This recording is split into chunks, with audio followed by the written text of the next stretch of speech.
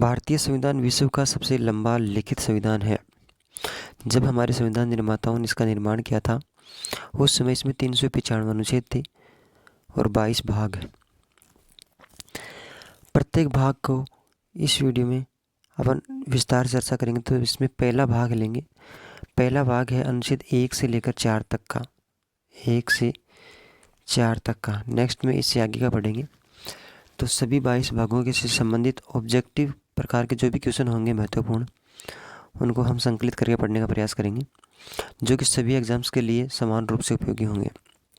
Question number 1 है, संविधान का भाग 1 किससे संबंधित है?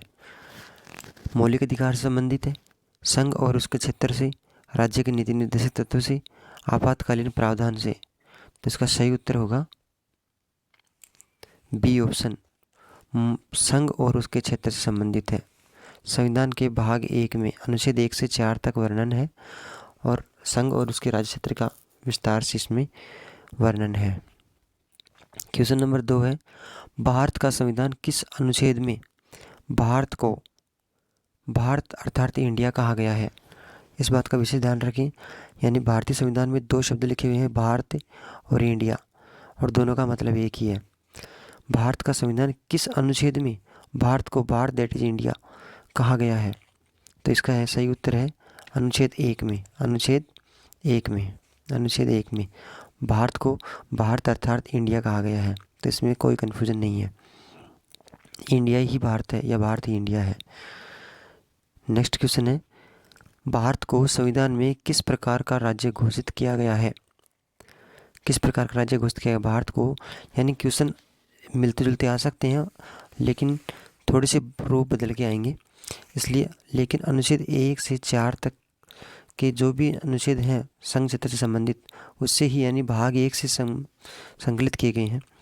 संघीय, एकात्मक, संघीय व्यवस्था के साथ एकात्मक प्रवृत्ति और गणराज्य। तो इसका सही उत्तर है सी ऑप्शन, संघीय व्यवस्था के साथ एकात्मक प्रवृत्ति, संघीय व्यवस्था के साथ एकात्मक प्रवृत्ति। नेक्स्ट क्वेश्चन है क्वेश्चन नंबर 4,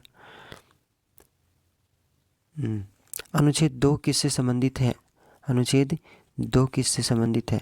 तो सही उत्तर है संघ और उसके क्षेत्र। संघ और उसके क्षेत्र का विस्तार से इसमें विवरण किया गया है कि अनुच्छेद 2 में क्या है, संघ और उसके क्षेत्र। मौलिक अधिकार तीसरे भाग में है, नीति निर्देशक नेक्स्ट में है, आपातकालीन का अलग प्रावधान है। तो संघ और उसके क्षेत्र का अनुच्छेद 2 में विस्तार रूप से वर्णन किया गया। तो आप एक एक प्रश्न को रटेंगे या फिर पढ़ेंगे समझेंगे तो फिर नेक्स्ट में फ़ायदा रहेगा। क्वेश्चन नंबर 5 नेक्स्ट है, अनुच्छेद 3 के तहत कौन सा अधिकार दिया गया है? अनुच्छेद 3 के तहत संसद नई राज्य का निर्माण कर सकती है। ए ऑप्शन हो गया। बी ऑप्शन है राज्य अपना क्षेत्र बदल सकता है, राष्ट्रपति राज्यों को पुनर्गठित कर सकता है, सुप्रीम कोर्ट राज्यों का विभाजन कर सकता है। तो इसका है अनुच्छेद 3 के तहत कौन सा अधिकार दिया गया है? तो अनुच्छेद 3 के तहत सही उत्तर है ए ऑप्शन, संसद नई राज्य का निर्माण कर सकती है। संसद नई राज्य का निर्माण कर सकती है। नेक्स्ट क्वेश्चन है, भारत का संघ राज्यों और संघीय क्षेत्रों से बना है। किससे बना है? राज्य और संघीय क्षेत्रों से बना है। भारत का संघ राज्य और संघीय क्षेत्र का मतलब होता है केंद्र शासित प्रदेश और राज्यों को मिला करके। यह कथन किस अनुच्छेद में लिखा गया है? तो यह अनुच्छेद 1 में लिखा गया है, क्योंकि अनुच्छेद 1 से लेकर 4 तक तो है ही अपना पूरा भाग 1 है और इस वीडियो में भाग 1 की पसंद पढ़ रहे हैं हम। तो अनुच्छेद 1 में ये बात कही गई कि राज्यों और संघीय क्षेत्रों से भारतीय संघ का निर्माण हुआ है। नेक्स्ट क्वेश्चन है क्वेश्चन नंबर 7, भारत में कितने प्रकार के क्षेत्रीय उपविभाग संविधान के भाग 1 में उल्लिखित हैं? देखिए प्रश्न थोड़े घुमा फिरा के आएंगे तो वो समझने का प्रयास करेंगे। भारत में कितने प्रकार के क्षेत्रीय उपविभाग संविधान के भाग में उल्लिखित हैं? तो प्रश्न ऑप्शन आएंगे, केवल राज्य हैं या केवल संघीय क्षेत्र हैं या राज्य और संघीय क्षेत्र हैं या फिर राज्य, संघीय क्षेत्र और विशेष क्षेत्र हैं। तो यहाँ कन्फ्यूज डी और सी में ज़्यादा होंगे। ध्यान रखें सी वाला उत्तर नहीं है, सी वाला उत्तर नहीं है। सही उत्तर होगा, सॉरी डी वाला उत्तर नहीं है, सी वाला सही उत्तर है राज्य और संघीय क्षेत्र। ये इसका सही उत्तर है, राज्य और संघीय क्षेत्र। यानी कितने प्रकार के उपविभाग संविधान के भाग 1 में उल्लिखित हैं? तो राज्य और संघीय क्षेत्र। सही उत्तर सी ऑप्शन। नेक्स्ट क्वेश्चन है, नई राज्यों का निर्माण करते समय संसद को किनकी अनुमति लेनी पड़ती है? तो संबंधित राज्य की विधानसभा की अनुमति लेनी पड़ती है। सही उत्तर है बी ऑप्शन, संबंधित राज्य की विधानसभा की अनुमति लेनी पड़ेगी। राष्ट्रपति की, सुप्रीम कोर्ट की, प्रधानमंत्री की। तो सही उत्तर है संबंधित राज्य की विधानसभा की। नेक्स्ट क्वेश्चन है, भारतीय संघ के क्षेत्र का परिसीमन कौन करता है? परिसीमन का सीमांकन कौन करता है? राष्ट्रपति करता है, संसद करती है, चुनाव आयोग या न्यायपालिका? तो संसद करती है। भारतीय क्षेत्र का या भारतीय संघ के क्षेत्र का, भारतीय संघ के क्षेत्र का परिसीमन सीमांकन कौन करता है? संसद निर्धारित करेगी।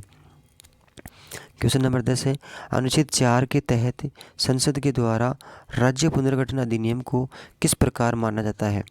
तो राज्य पुनर्गठन अधिनियम को एक साधारण विधेयक माना जाएगा। राज्य पुनर्गठन अधिनियम को एक संवैधानिक विधेयक, एक साधारण विधेयक, एक आपातकालीन प्रावधान या विशेष संशोधन?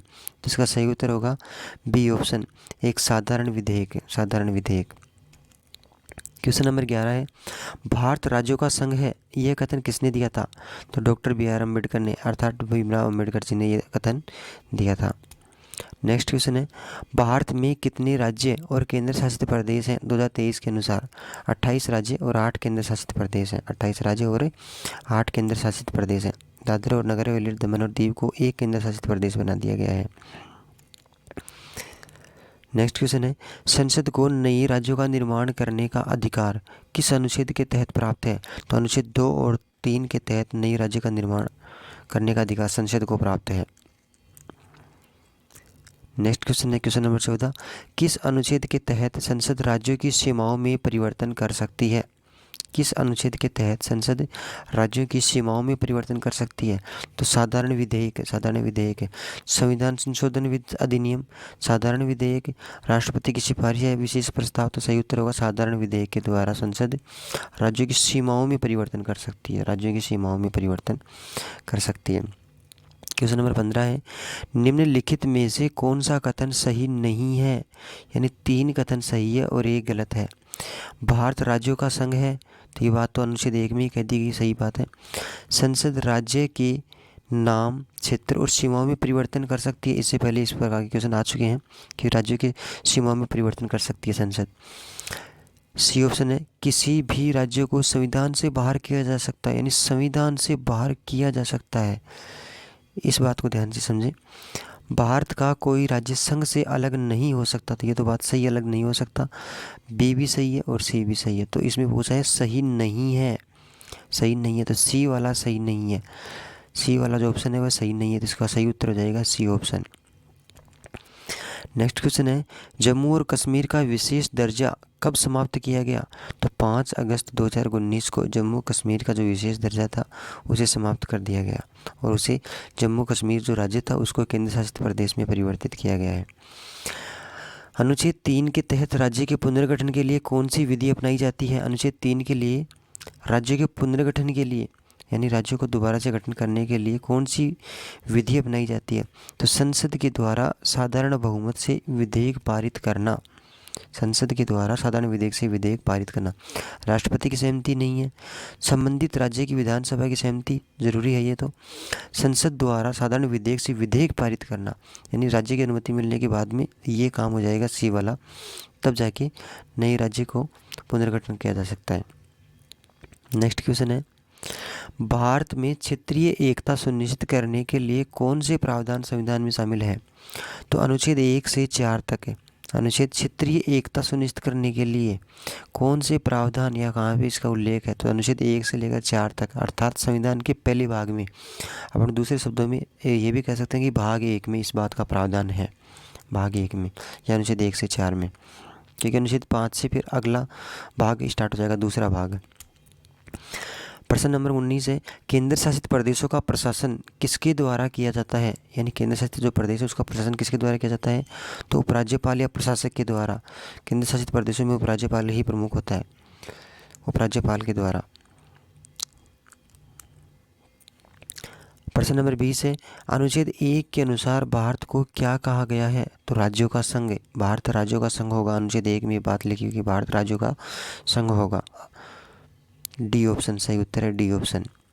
नेक्स्ट क्वेश्चन, भारत में नए राज्यों का निर्माण और सीमाओं में परिवर्तन करते समय संसद को किसकी सिफारिश की आवश्यकता होती है? तो है सुप्रीम कोर्ट की, राष्ट्रपति की, संबंधित राज्य की विधानसभा की या प्रधानमंत्री की। तो सिफारिश की बात कही गई है, यानी नए राज्यों का निर्माण करना है या सीमाओं में परिवर्तन करना है तो संसद को किसकी सिफारिश की आवश्यकता होती है? तो ये संबंधित राज्य की विधानसभा की, संबंधित राज्य का विधानसभा या विधानमंडल जो भी है वहाँ, तो विधानसभा की सिफारिश आवश्यक है। नेक्स्ट क्वेश्चन है, भारतीय संघ का भौगोलिक क्षेत्र किस अनुच्छेद में परिभाषित है? तो अनुच्छेद 1 में परिभाषित है भौगोलिक क्षेत्र, अनुच्छेद 1, 2, 3, 4। तो सही उत्तर होगा अनुच्छेद 1, अनुच्छेद 1 यानी ए ऑप्शन। नेक्स्ट क्वेश्चन है, भारतीय संविधान के तहत कौन से प्रावधान संघीय और एकात्मक प्रवृत्ति दोनों को प्रतिबिंबित करते हैं? इस बात प्रश्न को ध्यान समझें, इस प्रकार के क्वेश्चन एग्जाम में ज़्यादा बनते हैं। प्रावधान संघीय और एकात्मक प्रवृत्ति दोनों को प्रतिबिंबित करते हैं, तो इसमें है भारत राज्यों का संघ है, तो ये बात सही है। संसद को राज्यों का पुनर्गठन करने का अधिकार, इसे पहले वाले प्रश्न में पढ़ाया अपन ने। संसद को राज्यों का पुनर्गठन अधिकार करने का अधिकार है, सीमाएं निर्धारण करने का अधिकार है, नए राज्य बनाने का अधिकार है। राज्यों के पास संविधान से अलग होने का कोई अधिकार नहीं है, ये बात भी पहले वाले प्रश्न में पढ़ चुके हैं। उपरोक्त सभी, तो इसमें क्या है? सही उत्तर आएगा उपरोक्त सभी। नेक्स्ट क्वेश्चन है, भारत एक संप्रभु, समाजवादी, धर्मनिरपेक्ष और लोकतांत्रिक गणराज्य है, ये किस अनुच्छेद में है? भारत एक संप्रभु भी है, समाजवादी भी है और धर्मनिरपेक्ष भी है और लोकतांत्रिक गणराज्य में, ये किस अनुच्छेद में है? तो अनुच्छेद में नहीं है, इस बात का विशेष ध्यान रखिए किस भाग में है या किस जगह पे है। तो यह संविधान की प्रस्तावना में है। हम भारत के लोग भारत को एक संपूर्ण प्रभुत्व संपन्न समाजवादी निरपेक्ष लोकतंत्रात्मक गणराज्य बनाने के लिए, तो इस प्रकार से ये समाजवादी, भारत का एक संप्रभु, धर्मनिरपेक्ष लोकतंत्रात्मक गणराज्य, ये शब्द किस में है? संविधान की प्रस्तावना में है, यानी इससे मिलता जुलता प्रश्न, इसलिए यहाँ पे सिलेक्शन इसका किया गया है। अनुच्छेद 1 में, 2 में, 3 में, तो इनमें तीनों में नहीं है, संविधान की प्रस्तावना में है।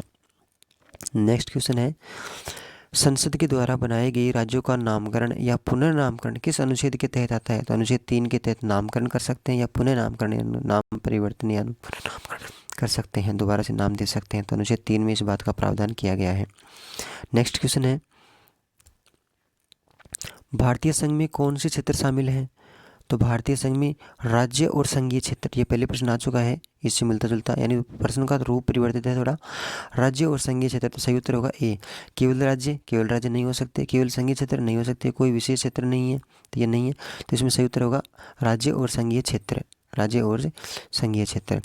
नेक्स्ट क्वेश्चन है, क्वेश्चन नंबर 27, 1956 में भारत में राज्यों का पुनर्गठन किस आधार पर किया गया था? 1956 में राज्यों का जो पुनर्गठन हुआ पहली बार, तो उस टाइम में भाषाई आधार पे बड़ा आंदोलन हुआ था दक्षिण भारत में, और भाषाई आधार पे राज्यों का पुनर्गठन किया गया था। तो ये ऑप्शन सही उत्तर है। सांस्कृतिक आधार पे नहीं होगा, धार्मिक आधार पे नहीं होगा, आर्थिक आधार पे नहीं होगा, सही उत्तर होगा भाषाई आधार पर, ये ऑप्शन। नेक्स्ट क्वेश्चन है, राज्यों और संघीय क्षेत्रों की सीमाओं में परिवर्तन के लिए कौन सा विधेयक पेश किया जाता है? राज्यों और संघीय क्षेत्रों की सीमाओं में परिवर्तन करने के लिए कौन सा विधेयक पेश किया जाता है? तो ये पहले प्रश्न इस प्रकार से मिलता जुलता, यानी प्रश्न थोड़ा परिवर्तित करके साधारण विधेयक, कौन सा विधेयक होगा? साधारण विधेयक। संसद के द्वारा किसी राज्य का नाम बदलने से पहले किसकी सहमति जरूरी है? संबंधित राज्य की विधानसभा की सहमति जरूरी है। किसी भी राज्य का यदि नाम बदला जाता है तो संबंधित राज्य की विधानसभा की सहमति या विधानमंडल की सहमति जरूरी है, यानी राष्ट्रपति और राज्यपाल की और संबंधित राज्य की विधानसभा की, प्रधानमंत्री और कैबिनेट की या उपराष्ट्रपति की। तो सही उत्तर होगा वह होगा बी ऑप्शन, संबंधित राज्य की विधानसभा की, संबंधित राज्य की विधानसभा की। नेक्स्ट क्वेश्चन है क्वेश्चन नंबर 30, राज्यों का संघ शब्द का क्या तात्पर्य है? राज्यों का संघ तो है भारत में संघीय और एकात्मक दोनों प्रवृत्तियां हैं, भारत में संघीय प्रवृत्ति और एकात्मक प्रवृत्ति दोनों प्रवृत्तियां हैं। भारत एक संपूर्ण संघीय राज्य होगा, संपूर्ण संघीय राज्य नहीं है। भारत के राज्य संघ से अलग हो सकते हैं, बिल्कुल नहीं हो सकते। भारत के राज्यों का संघ असंशोधनीय है, ऐसा भी नहीं है। भारत में संघीय और एकात्मक प्रवृत्ति दोनों प्रवृत्तियां, तो सही उत्तर हो गया डी ऑप्शन। नेक्स्ट क्वेश्चन है, संविधान के भाग 1 के तहत भारत को राज्यों का संघ क्यों कहा गया है? भारत एकात्मक राज्य है, राज्य संघ से अलग नहीं हो सकते, सभी राज्यों को बराबर अधिकार दिए गए हैं, भारत का कोई राज्य स्वायत्त नहीं है। तो इसका सही उत्तर है राज्य संघ से अलग नहीं हो सकते, वरना तो कोई भी राज्य कह सकता है कि हम तो आज़ाद होना चाहेंगे, तो ऐसा नहीं है, यानी संघ के अंदर ही रहना पड़ेगा। भारत इसलिए अनुच्छेद 1 में कहा गया है कि भारत राज्यों का संघ होगा, अर्थात राज्यों को ये अनुमति नहीं है कि वह संघ से अलग हो सके, अर्थात राज्य संघ से अलग नहीं हो सकते, दूसरे शब्दों में अपन ये कह सकते हैं। नेक्स्ट क्वेश्चन है,